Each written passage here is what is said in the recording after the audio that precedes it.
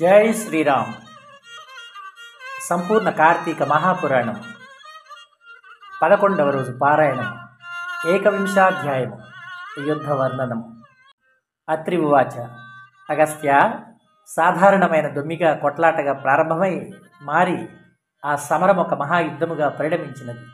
అస్త్ర శస్త్రాలతో, పదునైన బాణాలతో, వాడివాడి గురియలతో, ఇనుప కట్ల తాడి కర్రలతో, ఖడ్గ, పట్టిన, ముసల, శూల, భల్లాతక, తోమర, కుంభ, కుటారాధ్యాయుధాలతో ఘోరముగా యుద్ధం చేశారు.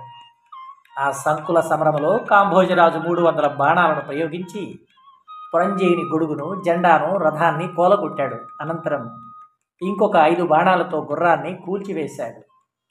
మరి కొన్ని బాణాలతో పురంజయుని గాయపరిచాడు. అందుకు కోపించిన పురంజయుడు బ్రహ్మాస్త్ర మంత్రంతో అభిమంత్రించిన పదునైన 10 బాణాలను కాంభోజరాజుపై వేశాడు.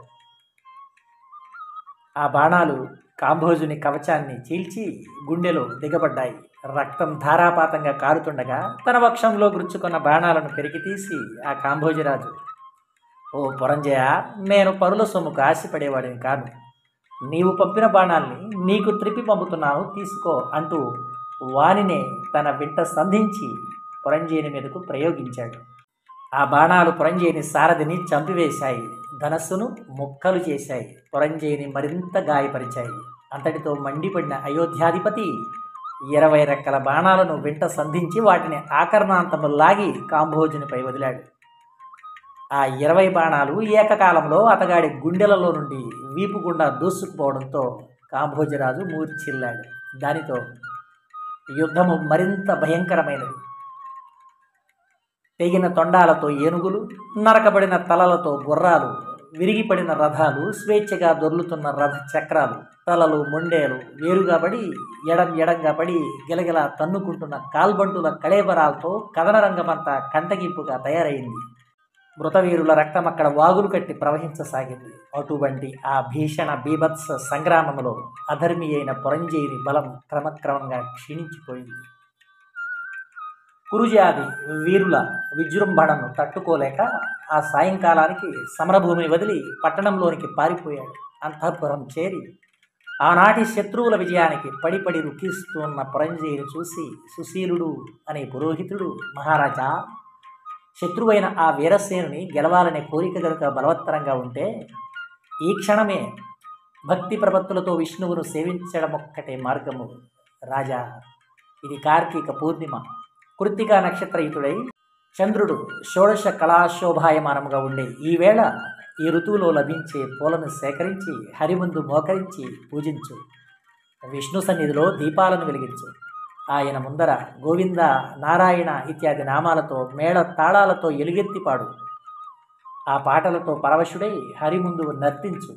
అలా చేసినట్లయితే ఆ విష్ణుమూర్తి అనుగ్రహం వల్ల నీకు మహావీరుడైన కుమారుడు కలుగుతాడు. కార్తీక మాసంలో తనను ఆరాధించే భక్తుల రక్షణార్థం 1000 అంచులతో శత్రు భయంకరమైన తన సుదర్శన చక్రాన్ని సహాయంగా పంపుతాడయా. ఈ కార్తీక పుణ్యమహిమను చెప్పడం ఎవరి వల్ల అయ్యే పని కాదు. భూపతి, ఈనాటి నీ ఓటమికి కారణం సైన్యబలం లేకపోవడం కానీ, నీకు శరీర బలం లేకపోవడం కానీ కానే కాదు సుమా. మితిమీరిన అధర్మవర్తనం వలన నీ ధర్మఫలం, తద్వారా దైవబలం తగ్గిపోవడమే నీ పరాజయానికి కారణం. కాబట్టి పురంజయ, శోకాన్ని వదిలి భక్తితో శ్రీహరిని సేవించు. కలతమాని కార్తీక వ్రతాన్ని ఆచరించు. ఈ కార్తీక వ్రతం వలన ఆయురారోగ్యైశ్వర్య సుఖ సంపత్ సౌభాగ్య సంతానాలు సంఘటిల్లి తీరుతాయి. నా మాటలను విశ్వసించు. ఏకవింశోధ్యాయ సమాప్త. 21వ అధ్యాయము సమాప్తము. ఇక ద్వావింశాధ్యాయము, 2వ నాటి యుద్ధం. పురంజయుని విజయం. అత్రి మహర్షి ఇంకా ఇలా చెప్పసాగాడు. అగస్త్య, ఆ విధంగా సుశీలుడు చేసిన బోధతో పురంజయుడు తక్షణమే విష్ణువాలయానికి వెళ్ళి వివిధ ఫలపుష్ప పల్లవ దళాదిగా విష్ణువును షోడశోపచారాలతోనూ పూజించి ప్రదక్షిణ నమస్కారాలను అర్పించి మేళ తాళాలతో ఆయనను కీర్తించి పారవస్యంతో నర్తించాడు. అంతేకాదు, బంగారంతో విష్ణు ప్రతిమను చేయించి దానికి కూడా పూజలు చేశాడు.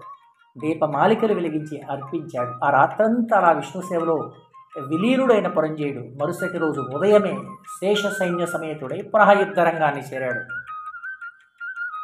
నగర సరిహద్దులను దాటుతూనే శత్రువులను సమరానికి ఆహ్వానిస్తూ భీషణమైన ధనుష్టాంకారాన్ని చేశాడు. ఈ టంకారం చెవినబడిన కాంభోజ కురుజాది బలాలు పురంజేయుడిని ఎదుర్కొన్నాయి.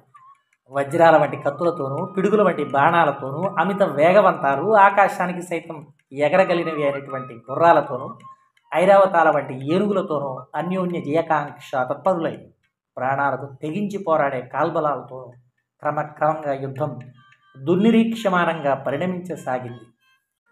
గత రాత్రి పురంజేయుడు చేసిన పూజలకు సంతుష్టుడైన గరుడగమనుడు అతనికి దైవబలాన్ని తోడు చేయడం వలన ఆనాటి యుద్ధంలో శత్రురాజుల శక్తులన్నీ ఉడిగిపోయాయి.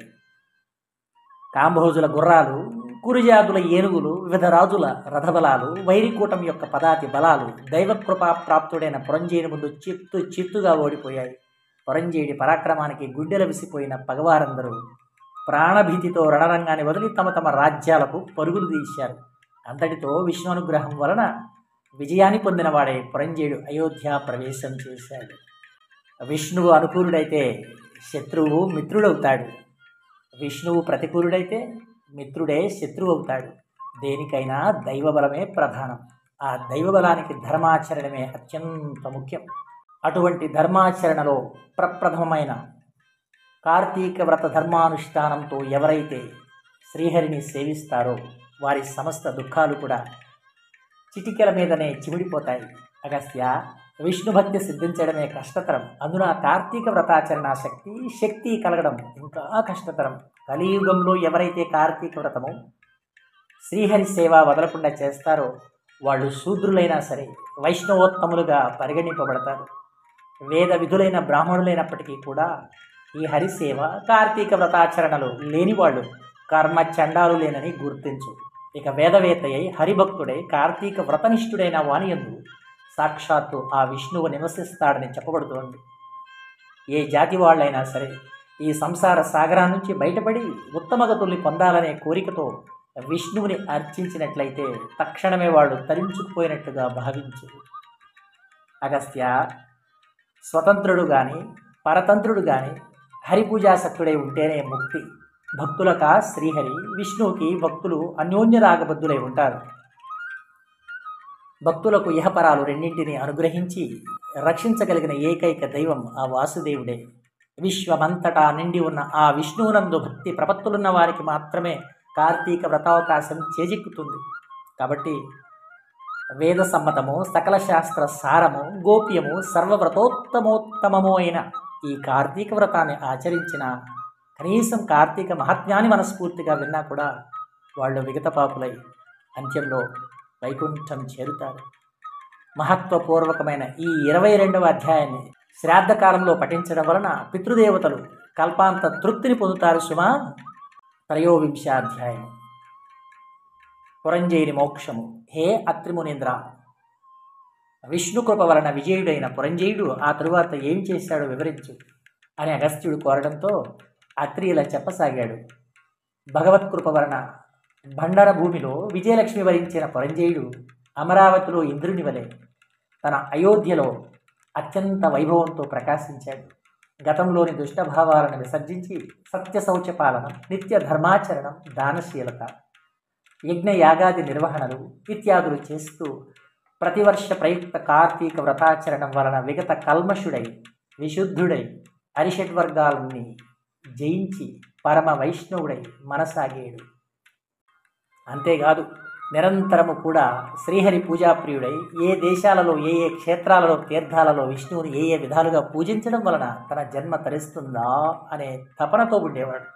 అంతగా హరిసేవ సంవిధాన సంతృప్తుడైన కారణంగా ఒకనాడు ఆకాశవాణి, పురంజయ, కావేరీ తీరంలో శ్రీరంగ క్షేత్రం ఉంది.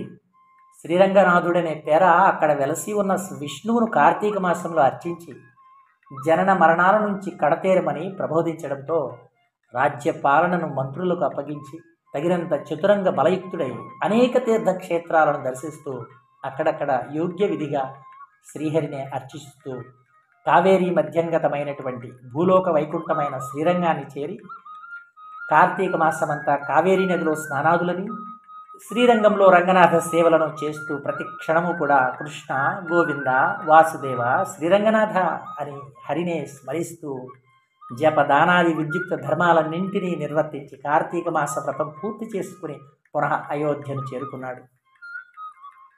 అనంతరం ధర్మకామం వలన సత్పుత్ర పౌత్రాదుల్ని పొంది కొన్నాళ్ళు సర్వభోగ వివర్జితుడై భార్యా సమేతంగా వానప్రస్థమును స్వీకరించి కార్తీక వ్రతాచరణ విష్ణు సేవలలోనే లీనమై తత్పుణ్యవశాన అంత్యంలో వైకుంఠాన్ని చేరుకున్నాడు.